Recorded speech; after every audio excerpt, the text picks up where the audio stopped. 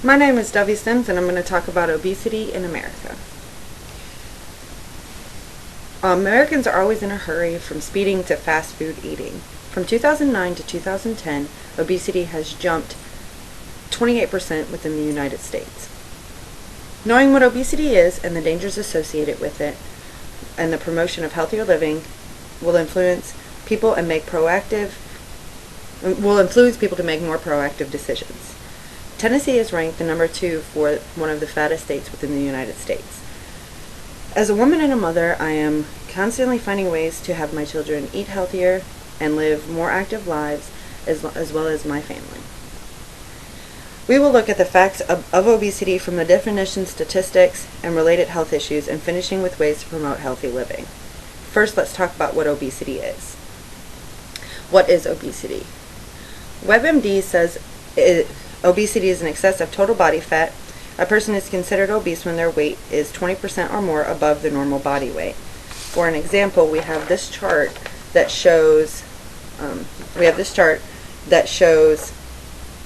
down here, this is the underweight. The small green area is the healthy weight, the normal weight. Then you go into the overweight and then the obese category up here. So there is not a very big area for normal weight. Let me pass that around. The most common measure of obesity is BMI, or body mass index. A person is considered overweight when their BMI is between 25 and 29.9. A person is considered obese when their BMI is over 30, and a person is considered morbidly obese when their BMI is over 40. There are several causes of obesity, of those being age. Metabolism does slow down your metabolism. Gender, women have a lower resting metabolic rate. Your environment, such as diet, constantly eating out, or fast food, which have higher calories. Physical activity, just how active a person is, whether they have a sit-down job or up walking around, can also increase to the amount of weight that someone can put down. Someone who has a desk job is more likely to put on more weight than someone who is more active every day. Psychological factors such as negative emotions, which lead to comfort food or binge eating. Illness, in rare cases such as hyperthyroidism, depression, and brain diseases. Medications such as steroids and antidepressants can also lead to obesity. Let's talk about some staggering facts about obesity in America. The report F is in Fact, How Obesity Threatens America's Future, 2010, by the Trust for Americans' Health, TFAH, and the Robert Wood Johnson Foundation, the RWJF, publish a report every year about the findings of obesity in America and find ways to promote more healthy living. According to that report, they come out with 2 charts. The first one is the adult obesity chart. The blue here is the lowest percentage per of the population, and then the next would be the purple, and then the darker red, and then with the higher red having the highest percentage of obesity in those areas. Here is the childhood. The colors are just pretty much the same. The light blue being the lowest, moving up to the blue, and then the purple, with the darker red being the highest areas. As you can see in both of these charts, the highest concentration of obesity is in the South. According to this report, the highest percentage for adults is in Mississippi at 33.8% of the population. For children, it's also in Mississippi at 21.9% of the population.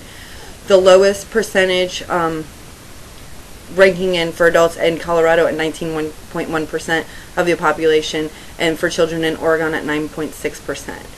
Tennessee ranks number 2 for adults at 31.6% of the population, and children coming in ranked number 6 at 20.6%. Now let's talk about some health issues that are caused by obesity. The Center for Disease Control and Prevention, CDC, released a list of health issues related to obesity: coronary heart disease, type 2 diabetes, certain cancers such as endometrial, breast and colon cancer, hypertension, high blood pressure, dyslipidemia, high cholesterol and high triglycerides, stroke, liver and gallbladder disease, sleep apnea and respiratory problems, osteoarthritis, gynecological problems such as infertility, also known as PCOS, the polycystic ovary syndrome, which prevent women from having children, and other psychological problems. Let's talk about what is being done to combat this growing epidemic. There are different choices that can be made both personally and and our government is also taking proactive measures. Personal choices, you can just be more active, walk, go to a gym, play sports. Your diet, in no way, shape, or form, does anyone want to lose, eating good food and having good times, but you just need to be more aware of the things that you're putting into your body and what that can mean as you get older. The government is also making some choices to combat obesity in America, taxing soft drinks or those drinks that have a higher sugar intake, and also using tax dollars from beer companies to fund healthy eating advertising campaigns to promote healthy eating within the United States. We looked at obesity from a scientific standpoint. We learned what it is and how it can affect you. Making healthier decisions in your life can change the course of your future and separate you from the rest of the herd. Choosing the right diet and exercise program can make all the difference in how well you live and how long you live. As the F is in Fat report showed, obesity in the United States is on the rise, with the South being severely affected. To lose the battle, simply do nothing. But to win the battle, just make smarter choices. Whichever you choose can affect your family, friends, so choose wisely.